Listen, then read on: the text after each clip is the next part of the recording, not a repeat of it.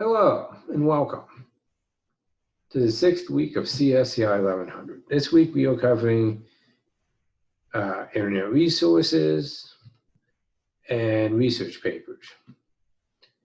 So first, what is a browser?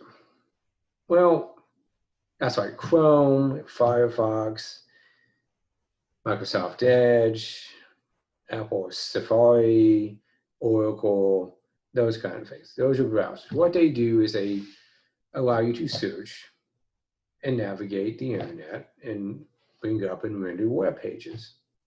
All right.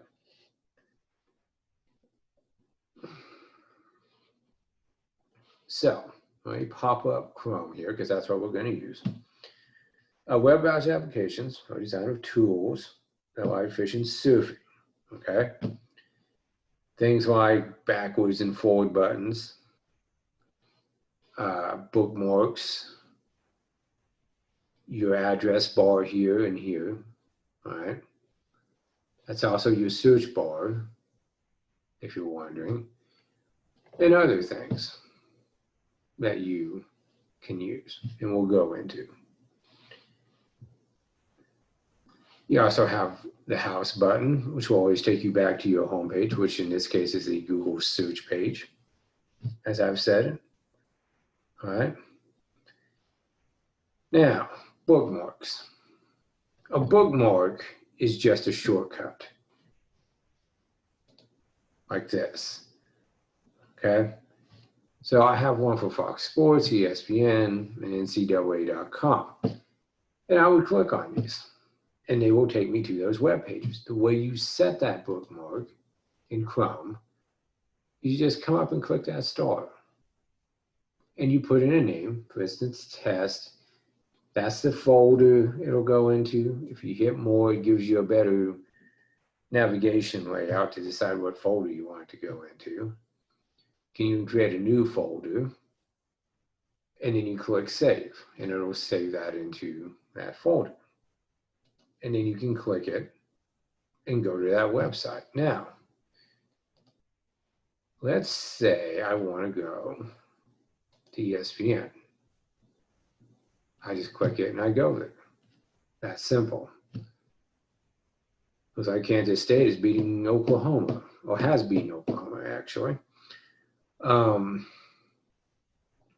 That's interesting. Now, if I hit the home button, I'll go back to the home, like so. That's what the home button's for. Now my forward and backward button, I can hit my backward button, and I go back to ESPN. All right. And then I can hit my forward button and go to Google. That's how those work. All right. Now, the way we set a home page is we come into our settings group, like so. All right. And we look for, let's see here. Here we go, show home button. Now, right now, it's this. I could also set it to a new tab page if I wanted, which is fine. That's perfectly fine. I'm sure I could type something else in here, which I can, and make that my home page. That's how you set a home page. Privacy and security settings are here. Clear browsing, cookies and other site data, which you can block if you want. Security, which deals with what websites you want to be allowed to your browser to actually go to and not go to. And then site settings, which have things like recent activity, permissions, content, and pop-ups and redirects. All right. So you click on pop-up and redirects. Right now it's allowed. I could just click that and block everything. Or I can do an ad where I add certain websites where pop-ups are not allowed, which is okay. That's absolutely okay. Or I can allow some here as well, okay? Let me do both those things. That's that. The last thing we need to talk about here is a little thing called passwords. What that is it saves passwords that you use on the internet for websites and other things. And it will usually pop up a little dialog box asking, do you want to save this password for later? The good thing is it makes it easier because you don't have to remember. The bad thing is if anybody hacks this, they now have all your passwords for your web pages. So I'm going to say probably not the best thing to use. All right. Probably not the best thing. The other thing you can do is delete browsing history, okay? And you do that by clicking here, history, and then history, okay? And then you just choose what you want to delete, and you come up and you delete it. All right, no problem. All right, so if we go back to the browser a minute, and we click the three buttons, we can also do an incognito window. And what this does is it does not save your browsing history while you're using it. It's not save cookies and site data. And it does not save information entered into forms. So why would you want to do this? I mean, what is the point of doing this? Well, for one thing, if, let's say you're going to a banking site, that would be a good thing because it would be another level of protection that that kind of stuff isn't saved. What it does save is that you're still visible to websites you visit. There's no way around that. It's still visible to your employer or school. No way around that. And it's visible to your internet service providers, such as CenturyLink or what have you. You can also block third-party cookies if you want. This is really good for things that you don't necessarily want a lot of stuff saved about, okay? Banking transactions, buying things off the web, that kind of thing, all right? That's one way you can keep people from saving your browsing history because it's incognito. All right, using the browser. This is an address bar. It's also a search bar. So is this. All right. All you do is put in a search item or term. Okay. So I could come in and let's see. I could type in a search for, let's say, ice cream. That's innocuous enough. And what it will come back with is a list of ice cream shops or places that sell ice cream within the area, okay? Even gives you a map of where they are. And it's usually, I say usually, pretty close actually, because it's all based on your location. That's one way to find restaurants and stuff like that.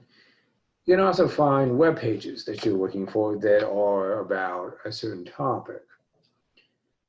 For instance, let's say you wanted something on the US Constitution, all right?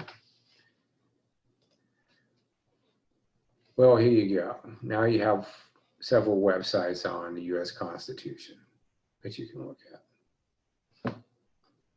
All right. That's the first thing. I already showed you the backward and forward buttons. This is the refresh button. It just refreshes the page.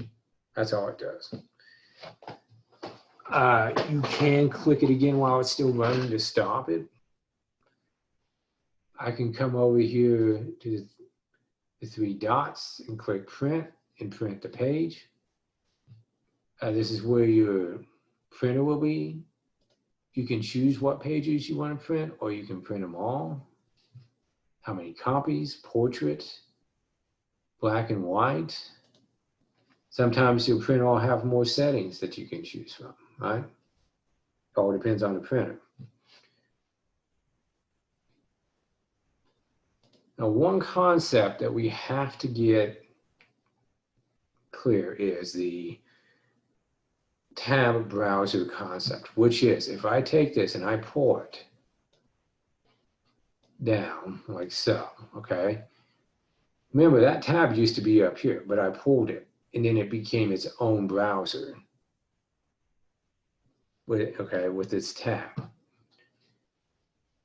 The concept here is that you can have multiple tabs opened in a browser, and each one can be to a different web page. That's allowing you to switch back and forth and be more efficient. You can even pull one out into its own browser window and use it that way too. That is the tab browser concept.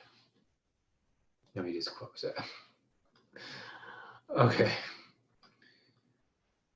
So we can also do kind of a neat thing, I suppose, which is if we go to more tools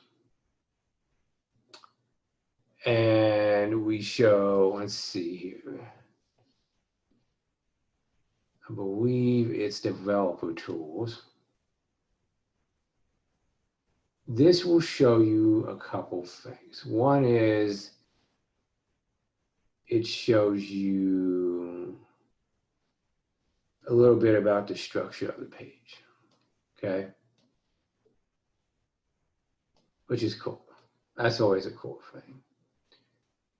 It's probably not showing me as much as I want because, well, wait a minute, I take that back. We go to elements, yes, there we go. Elements, and here we go. This is the CSS, which styles the page. This is the HTML, which is the structure of the page. Now, that's as far as I'm going in this. If you want to learn more about that, you should take my 1210 class in the spring, okay? Because that's what we teach in 1210 is this kind of stuff.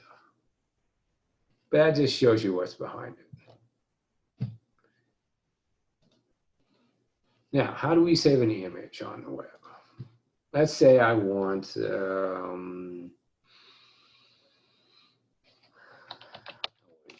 an example, I suppose, but I know it's a safe example nonetheless.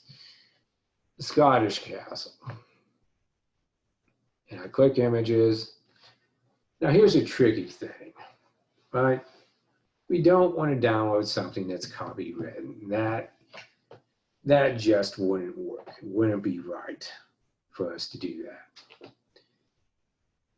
And it will normally say that if you hover over it, it will have something like copywritten or this or price for it, okay?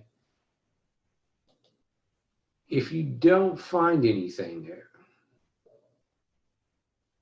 you know, it says it's copywritten. It still may be copywritten. You never know. Just be careful, okay, before you use it. Just really, really, really be careful, okay? So you click on it, it comes up. You right click, and then you do save image as. And it just saves it down to your computer as a JPEG, is what it does. All right. Pretty cool. I mean, that's actually pretty cool stuff right there. For just making what, 2 or 3 clicks? But that's how you save a picture to your website. Introduction to the internet, online resources. Okay. So, the internet is the world's largest network. It comprises the entire world. All right.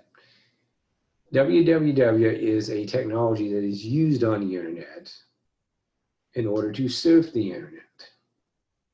That's why we have addresses with www in them.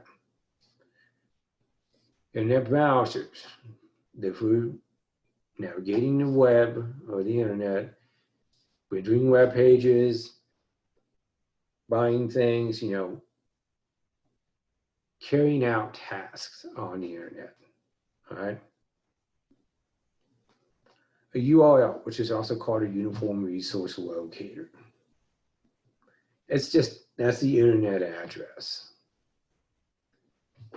And most of them start with HTTP://. All right. Therefore, most of the times it's not even included anymore. It has become default. And browsers are programmed to automatically put that in. All right. Here's the problem when we talk about the internet.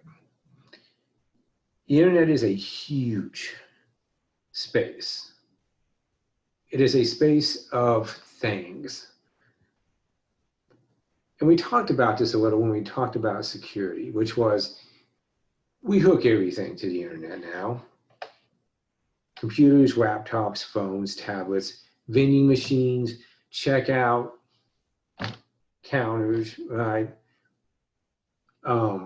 Traffic lights, traffic cameras, our cars. We hook everything to it. And there's absolutely no censorship or fact checking on the internet. None. Okay? So you need to do your own fact checking and research.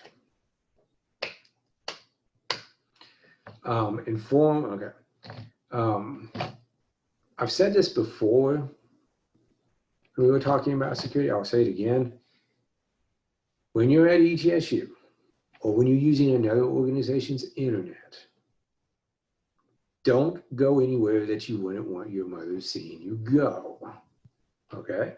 Just saying. That's a smart thing to do. It keeps you out of trouble. A lot. Believe me. So search engines. We talked about this a little. So a directory search engine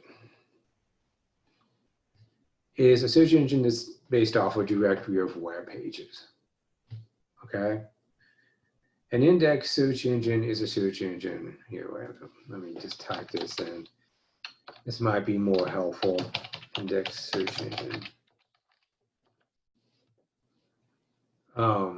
Let me see. Maybe I need a definition. There we go. So it is search engine optimization. Indexing collects, parses, and stores data to facilitate fast and accurate information and retrieval. All right. So what it does is it goes out and it collects a bunch of data on your website and then indexes it with all the other sites. Meta search is based off of meta tags within your web page. Okay. Specific database search engines, they just go off databases, specific databases. So the problem here when we search for something is not that we get too little, it's that we get too much. When we search, the flood doors open up and we pretty much are inundated with information. And we have to choose what is good and what is not good. As I said before, there are multiple search engines, Google, Bing, Yahoo, etc. But we're just going to be doing Google in this lecture. Now, there are some things that Google can do. All right, one is it can be used as a calculator. So let's do something simple, 2 + 2. And there you go, equals 4. All right. I can make that harder by saying 2, times 10, parentheses, really? Parentheses, 8 divided by 4, okay? Now, I could hit enter, and it gives me the answer. And the reason it's 40 is 8 divided by 4 is 2, okay? 2 times 10 is 20, and 20 times 2 is 40. It figures out the equation. It's also a converter. I can do conversions like inches to centimeters if I want. And it comes up and converts it. So 1 inch is roughly equal to 2.54 centimeters. And yes, I know people say that there is no true conversion from standard to metric, but a lot of times you gotta do the best you can, given what you have. And you can change that. You can go mile, kilometer, all right? You can change this to, you know, anything that's in here, like volume, all right? Google's really good for this kind of stuff. Google can also be used as a dictionary. So if I do define, all right, then I do refulgent, I get the definition, which is shining brightly. Now I can tell you, if you go up to a girl and you say, "You're refulgent today," she's gonna look at you like you're crazy, all right? So don't do that. That is probably an old English term that is no longer really in use, except maybe in scientific communities. So syzygy, a conjunction or opposition, especially of the moon with the sun. It's where the planets and the moon are aligned, okay? So you can use it as a dictionary. You can also use it for weather forecasting. If I do weather and I do Austin, okay, Austin, Texas, all right? I get the weather for Austin. Right now it's 88 with a humidity of 52, which isn't bad. Wind of 9 miles per hour. That's good. Looks like they're going to have a low of 74. Okay. I mean, you can check the precipitation, you can check the wind. So you can use it for weather too. Couple things when you're searching. Quotation marks will force Google to look for words in a specific order. So I go quotation marks, free men of the world are marching together, okay? Like so, it will give me that exact quote in that exact order. Now it's actually a quote from Eisenhower's D-Day speech. General Eisenhower, he hadn't been president then, but okay, D-Day speech, and you can click this and even listen to it. The other thing you can do, okay, is if I type in, let's say, George Bush, all right, and then I look at the number of returns, which is 272 million, okay, and then I use quotation marks around this, and then I do the search again, it's now 14,600,000. So we went from 272 million down to 14 million. That's a pretty big reduction, right? It really is. A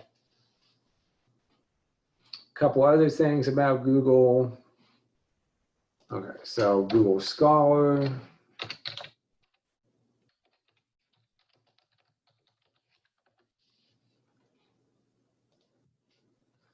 This is where you can search for articles on stuff. So like artificial intelligence.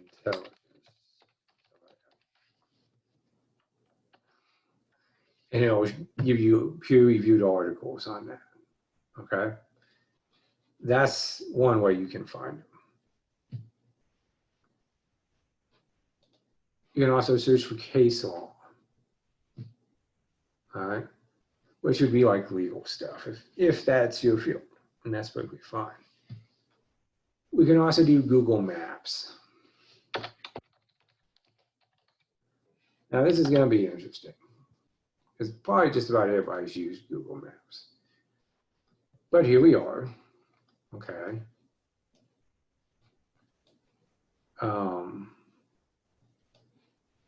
And here's Johnson City,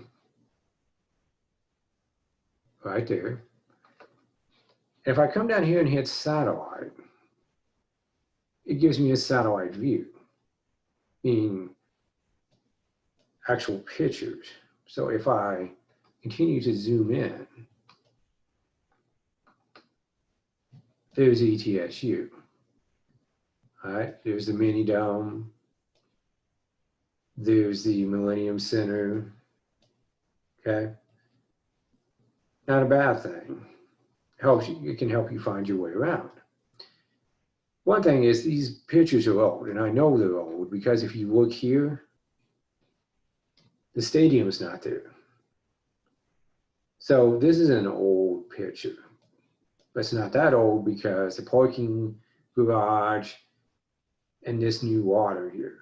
So it's probably maybe around 4 or 5 years old. Just be aware of that. You can search for addresses. All right, so if I do a 1317 August Drive, Austin, Texas, it'll take me right there. Okay.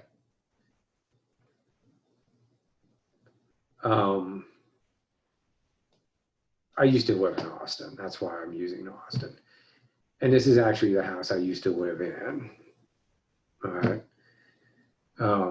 When I was there. Somebody else was there. And you can also do a street view, like so. Okay. Which is nice. I mean, it's really nice. Okay. Now I know what you're thinking. You're thinking, how creepy is this? That I can look at people's houses from a street view. If that's what you're thinking, I don't blame you for thinking that. I think it too, okay? Probably most likely quicker, okay? You can click down through here and move down the street, all right?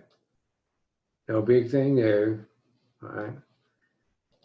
That's street view. Now, the good thing about street view is if you're going to an interview and you have found a place where it's located in the city, you can go to street view and see what it looks like from the street to help you find it.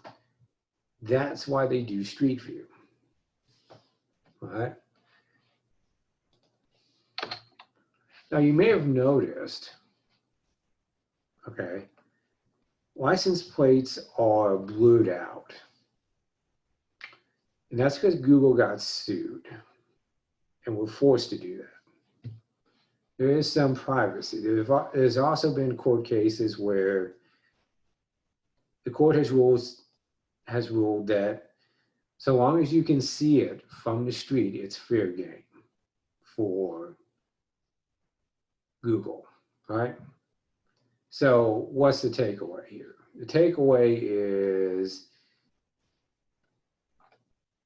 close the blinds and curtains on your front window so Google can't see into your windows as they pass by.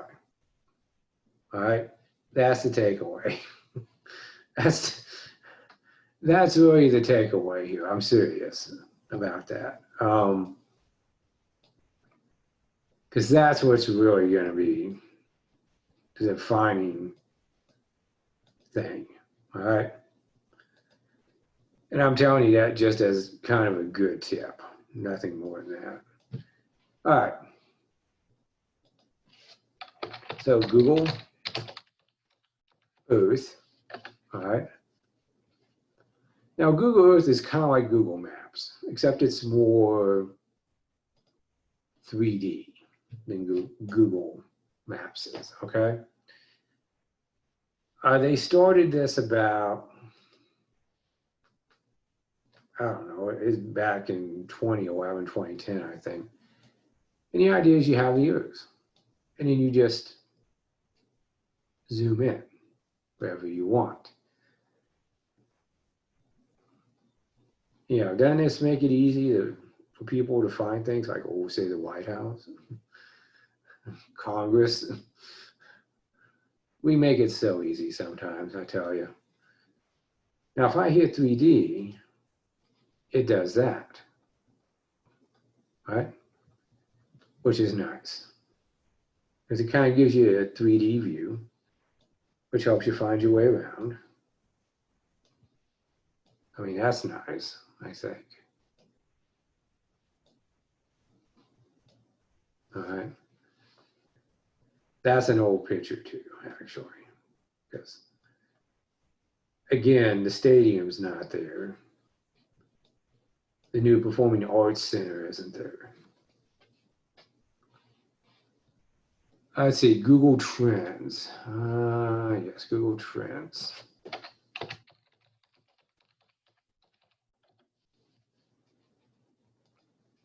So Google Trends. So we want to enter a search topic here. So I'm going to do coronavirus, I think, because that I think is something that all of us look at. And if you look at this, the interest peaks March, right? Because that's when it really started hitting. It's kind of gone downhill since. Interest by region, related topics. It can do a lot of things in here, all right, for you. No, I don't want to go. Now, if we just scroll down here, we have coronavirus search trends. We have U.S. election search trends. You notice that what is most searched in this map is unemployment. All right, that's a big thing right now. You also have other searches in here as well. Okay, which doesn't surprise me, most of those. A year in search, Google News Initiative, all that kind of stuff. Okay. Google Books.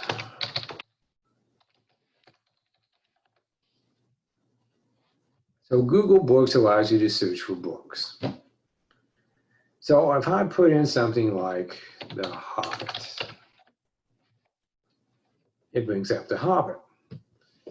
Now, when I click on one of these, I'm going to get a couple things here.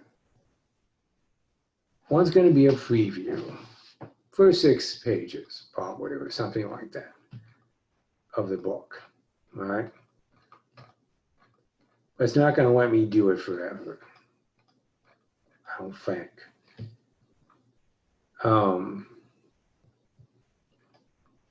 Yeah. Pages 8 and 9 are not shown in this. It is just a preview. All right. So the other thing you could do once you're in here and you say, okay, yeah, looks like a good book. You could download it, probably for a cost, no doubt, but that's fair because you're paying for the book. All right, that's how you search for books, is with Google Books. Now today you generally do it either on your Kindle or some other device like that. All right. There's also Google Images.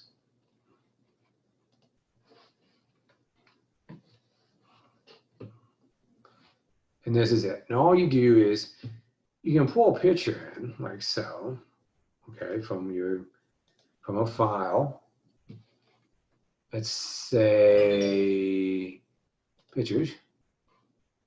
And let's say that one, a bluebonnet picture, shall we? And what it'll do is it'll search for that picture or pictures like it. And there you go. Now you have a bunch of bluebonnet pictures. Or you could have just put in bluebonnet or Texas bluebonnets or bluebonnets Texas. You got a bunch of pictures by that as well. And then of course you have Google Drive, which is where you save stuff. It's Google's online storage solution, okay? Is what it is. So if I pop in here, go to Drive. Yeah, this is my Google Drive right now. All right, there's not much in here, to be honest.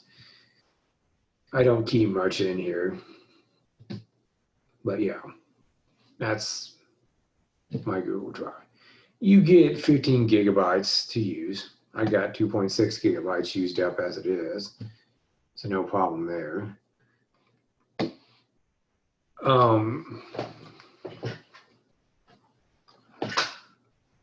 So searching for a specific site or searching a specific site with Google, okay?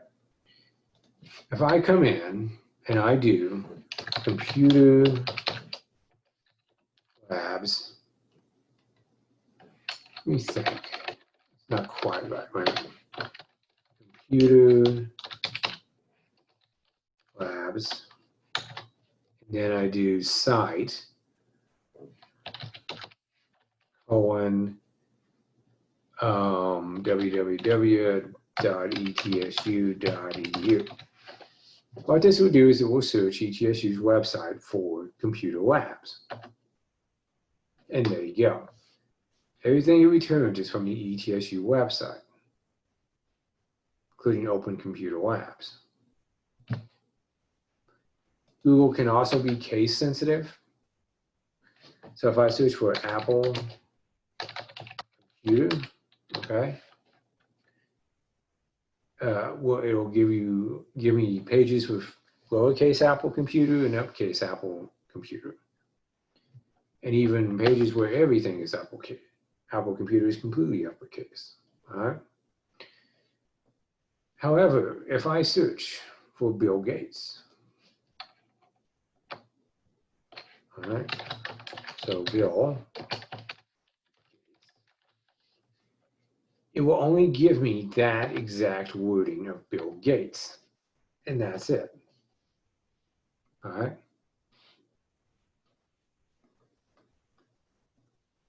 We did that.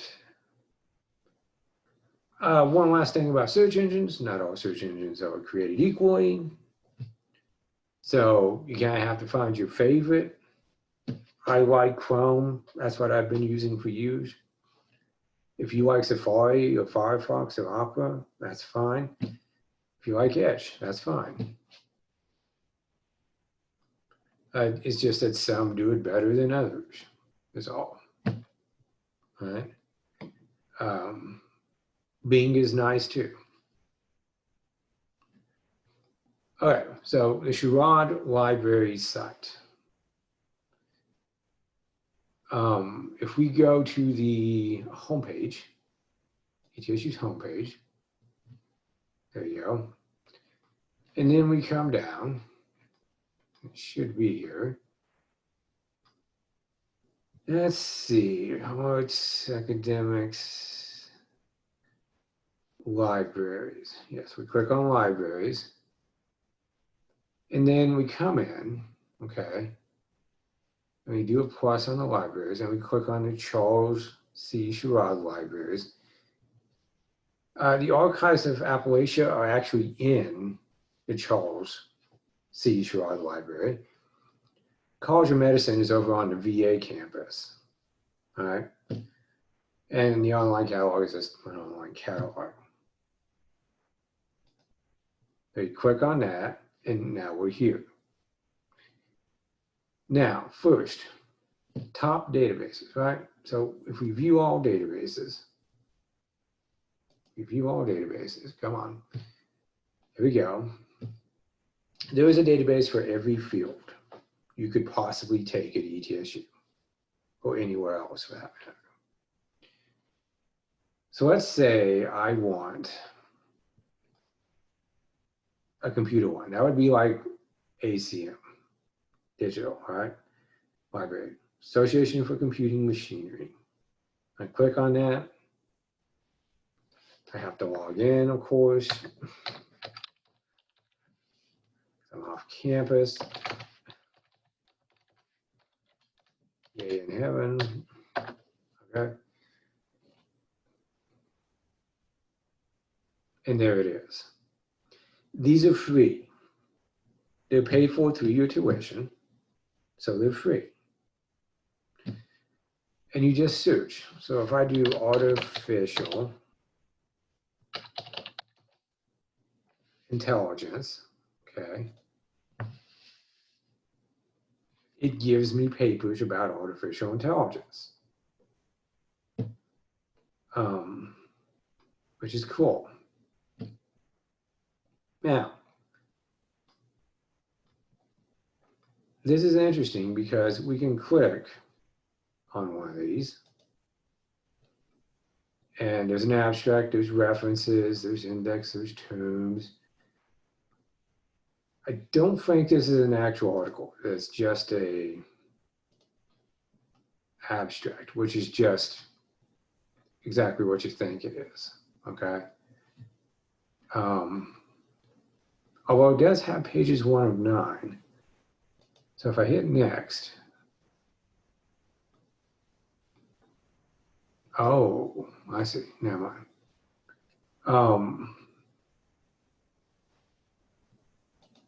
Let me see, there we go. And you can see over here, you know, all that. So an abstract is just a short summary of a larger paper, is what it is. But if you find a big paper, okay, you can then download that and use it in your research paper. Now, I'm thinking something here. Save the binder, get citation, export citations. Trust me, this is as good as it gets when it comes to finding things, all right? But that's how you look things up in databases on the Sherrod Library website, okay? The other thing the Sherrod Library has is it has citation management, all right? Now, you can also do things like, if I do a search here for citation manual, all right? And I come down and I look, we have some citation manuals here. Now, ALWD citation manual, right? Legal citation manuals. That's one way to do it. Another way to do it is, let's see here. Where was it? Well, it's there. And what it does is it tells you how to do citations in your papers, okay? I believe citation management. Oh, yes, here you go. Citation management, AMA, APA, Chicago, CSE, MLA handbook. So you just choose what it is you want, and then there you go. Now, back in my day, we'd actually have to buy the book and use it, which was always great fun. They also have ebooks, e-journals, all that kind of stuff, okay? You can search newspapers, you can search a lot of different stuff on it. If you need help, ask a librarian. They will help you. That's what they're there for. They're very nice and they're very good at what they do. So we sort of talked about sources, okay? So how do we know a good source from a not so good source? First thing you can do is look at the author of the work and Google them, right? You have the search engine, use it. Are they reputable? What are their qualifications? Are they qualified to talk authoritatively about the subject of the work? If they're talking about physics and they have no experience in physics, then they should not be talking about it in an authoritative way. Consider the reputation of the organization, right? Google them. Where did the author get their information? What are their sources? Are their sources reputable? Okay. Like I said, you can Google all that. Okay. So let's move on to formatting a web page. Or not formatting a research paper. So let me pop that up. That's what this is. So first thing we're going to do is page setup. All right. So we come to paragraph group.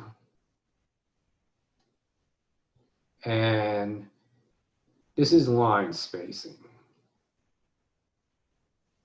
So if I click this, what this does is it changes the space between the lines. Now, 1.5, 1.52, 2 is double spaced. We all know what double spaced is. 1 is just 1, to give you a reference here. But that's how you do that. Now, we can also add or remove space before or after a paragraph. And we come down to this little block here and we click on it. And we can come down here and before and after, and we can change that. Okay. We also have line spacing here. So I'm going to change this to double. I'm going to change this, okay, to, let's say 12, and then I hit OK.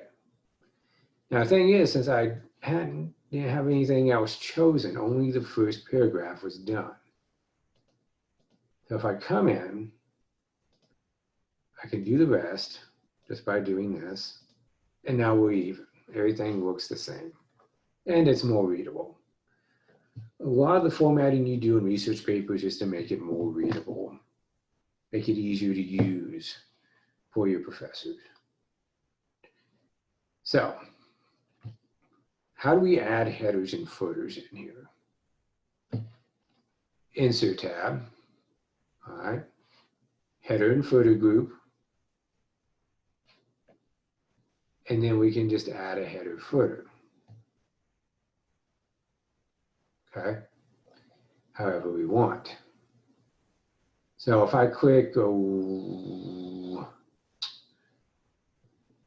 let's say I click a header, and I want, and you can choose a style for this, by the way. All right. I like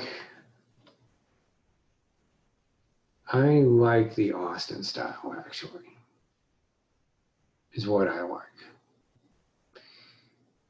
And what I'm going to do is I'm going to enter my name. Okay. Like so. And then we're going to do a couple other things here.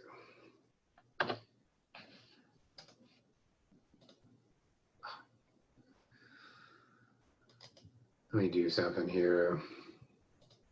There you go. And then I'm going to enter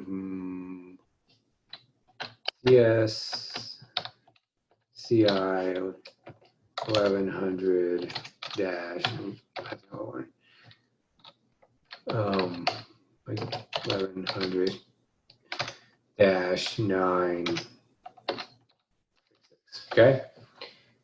I can also do a date field down here. And the date field would come from here. I could also find that on the Insert tab. I'm going to click the Update Automatically. That way the date will update to the current date automatically whenever I open it. And I don't have to change it at all to that. And there's my header. Okay. Now, like I said, I could have gotten that from here as well, from the Insert tab, date and time, under text, pretty easily. Now to deselect this, I just double click away from it, and there it is. Now, if I go to the Layout tab, Margins, I can change my margins from 1 inch to 1/2 inch. And that's the space around the text, by the way, just so you know. And there you go. There's my smaller margins or narrow margins, all right? When you write research papers, your professors will tell you, this is what I want the margins to be, this is what I want the indent to be, this is how I want everything to look and feel and all that, okay? Because that's how they usually work. Title page. Okay.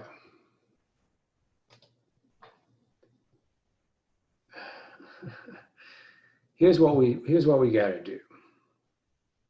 All right. I have to enter a title, so I'm going to press enter. Give me a little space. Okay. And then I'm going to enter my research paper. All right. Now what I can do is I can choose that, go to the Home tab, go to the Style group, and choose Title, like that. Then I can go to the Insert group and do a page break. All right. And then that gives me that whole front of that page. Easy. All right. If I put my formatting marks on, which we talked about last time, you see the page break here. Here's the other thing. I can position this horizontally like that. I can also position it vertically by clicking that little box there. No, wait, that's not right. Sorry, that's my bad. Layout tab, page setup. Click the little box in there. Layout, vertical alignment, center. And then that's centered. Okay? Now, once I've done that, what I can do is I can come in, hit enter, okay? And I can type my name. All right. In Loveday, CSCI 1100-966. I can even put the date in using insert, date and time. I want a little shorter date, so I'll use that one. Okay. Now, what I would do is I would just come back into the home group, hit center, and now it's in the center. And I could up the size of it like this a little, and you have a nice little title page. All right. Now, there's an alternative to this method, and that is insert cover page, and then just choose a cover page to put in and replace the text. All right, that's the other way to do it, and that's probably the way most professors will tell you to do it, unless they tell you specifically not to, which they may. All right, View tab. Under Show, if the ruler isn't, if the box next to ruler isn't checked, check it. Okay, that's what makes the rulers show. All right.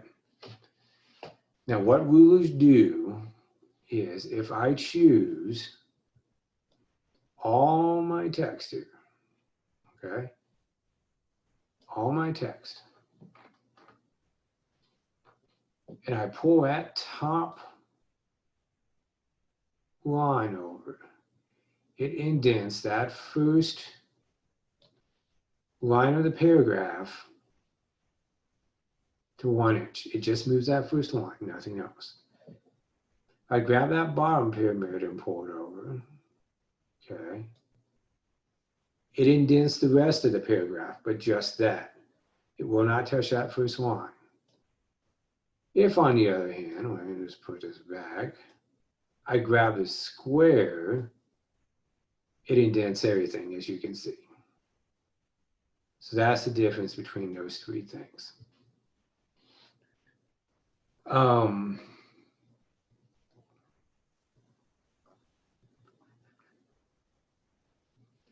Now, if I go back to home, so we know where we are, I can use what's called Format Painter. And what that does is it takes the formatting of one part and copies it somewhere else. Okay? That's just what it does. All right, and it even has this nice little tag in here. All right, so you select what it is, the formatting you like from your paper, click Format Painter, and then click something else to automatically apply the formatting to it. That's how it works, pretty much of the time. Now, symbols, footnotes, and notes and references, okay? So we go to the Insert tab, and we do symbol, right? And then more symbol. And I put my insertion point right there, and then I come back. I can insert anything in here. I can even increase it, or not increase it, but change it to a different text. Okay? So I could choose, let's see here, the copyright symbol. And it inserts it in there. So that's how you do that. Now, if we go to the References tab, all right, we have footnotes. Now, we have an endnote and we have a footnote. All right. A footnote is added at the bottom of the page. An endnote, okay, will be at the end of the paper. So let's say I want to add a footnote about taxis. I put my insertion point there, and then I click Insert Footnote. You notice that there's now one there, a small one, and then this is down here. I go taxis are cool, okay? That's your footnote. If I want to put in an endnote, I could, okay, come in with my insertion point there and click Insert Endnote. And that is at the end of the paper. And I could just put test in there just to show you how that works, okay? The other really important thing here, all right, is the citations and bibliography page. That is extremely important. Now, to put in your sources, like your papers and the books you're using, you click Manage Resources. And then you click New, and then you choose the source, like so. So it could be a book section, an article, a website, what have you. All right. Art, sound recording, film, patent, case, miscellaneous. So let's do a book. You would do the author. All right. So Frank Herbert, Dune. I believe it was 1966. City probably would be New York. All right. I'll just say Apple for publisher. And you see down here that it's already made the tag name for it. All right. Which is nice. And then you just hit OK. And it's now in there. And then you can put another one. And this time we'll do a journal article. Again, we could put in Isaac Asimov. Okay. Title, Foundation. Journal name, ACM. Year, 1965. Pages 100 to 1000. Okay. And it makes the tag. And there you go. Your sources are in. You now hit close.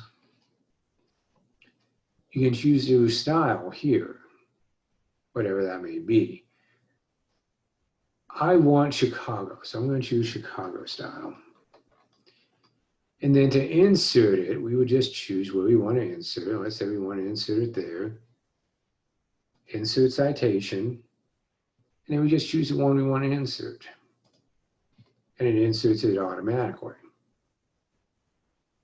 All right. Pretty easy, right? And then I can insert the other one, like so. Oh no, that's not it. Insert the other one, like so. There you go. We can also do a bibliography. So if we come down here and we do a page break, you can do a page break using Control Enter, like that.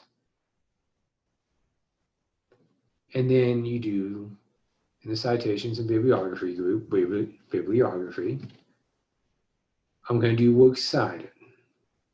You just click it, and it puts it in for you. That is the most beautiful thing you will ever find on the face of this planet, okay? I kid you not. And the reason I say that is because it is. It just is. Okay. So let's move on. Okay, to proofing word count readability statistics. I talked about proofing yesterday. But we have another thing called word count and readability statistics. If we hit File, and we come down to Options, there we go. And we come down to Proofing, I can check, let's see, where is it? I know it's here.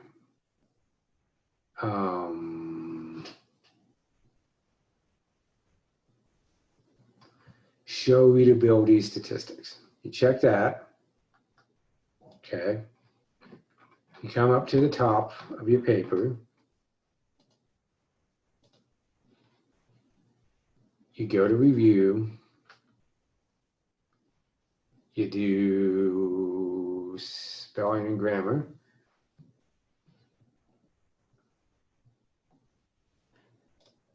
Fix that, fix that. That's done. And then this comes up. This is your readability statistics, plus your word count, right? That's how many words, how many characters, how many paragraphs, how many sentences. Averages sentences per paragraph, words per sentence, characters per word. Flash reading is ease, Flash Kincaid grade level, passive sentences, all that kind of stuff, okay?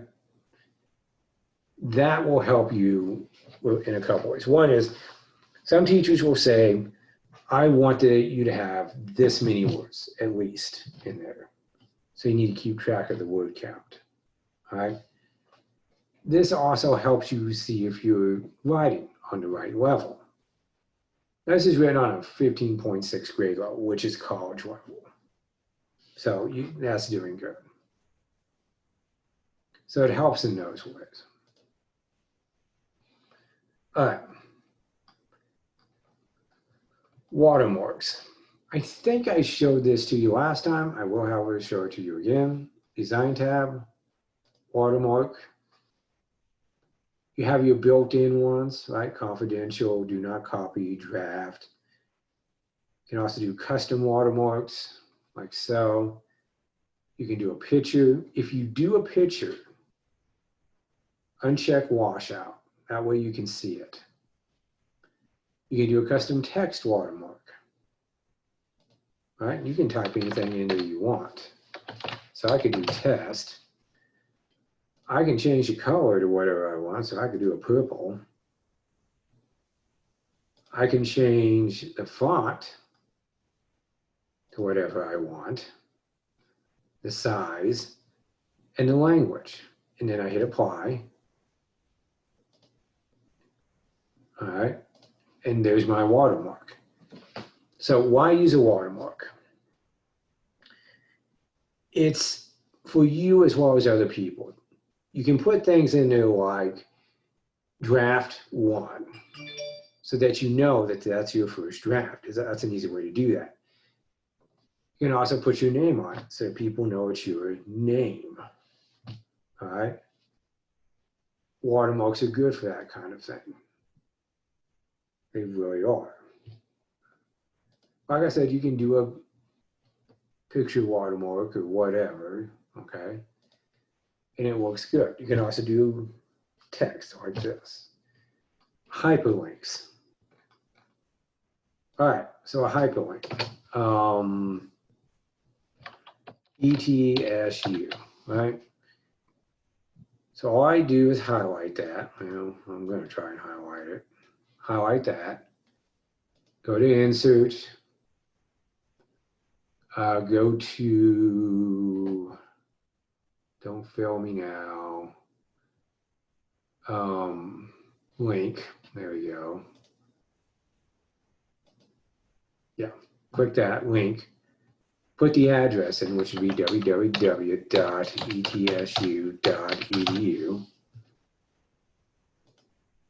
And now you have a hyperlink in your page. And you just hit Control and then click it to go to wherever you've made it to go to. This could be good for pointing people to references or other things that you want them to see, okay? Just please make sure that the links work. Because nothing will get you into trouble with your professors more than links that don't work, except bad grammar and misspellings. That will definitely get you into trouble there too. All right, last thing, promise. Okay, changes in tracking. All right. So what we want to do is in the tracking group here, that's simple markup. Drop that down to all markup. Okay. And then we, let's see, track changes. Okay. So it's doing that now. Go away. So if I make a change, okay, in the text somewhere, let me say I come in and I go like this. Okay, let me zoom in on that so you can see it. I put an E in there, okay? And you will note, well, let me do something a little better here. In fact, let me take that back. All right, so let's say I do taxi cabs, okay? And that's a change. Now, here's the good thing. To that change, I can add a comment. New comment, like so. Let me back out just a little bit. Okay? And it says, who made the change and who's making the comment? Test, right? Now, what I can do is when I make this change, the other people who are working on this will see the change. And they can either accept the change by right-clicking, all right, and accept insertion or reject it. Okay, if they reject it, it's gone. But they can put in another comment or reply to my comment if they reject it or they accept it. Okay? That allows you to work with multiple people on one thing and know who's changing what. Because each person will have a different color to denote them in this. All right. Yes, I know, that was a long lecture. Your homework. In the Reliable Sources section, read the ebook, take the quiz, do the discussion, okay? And the formatting and research paper section. Do the training, read these. I put a video after that shows you how to log into Safari for free. It's in the news items section, okay? So go find that and watch it.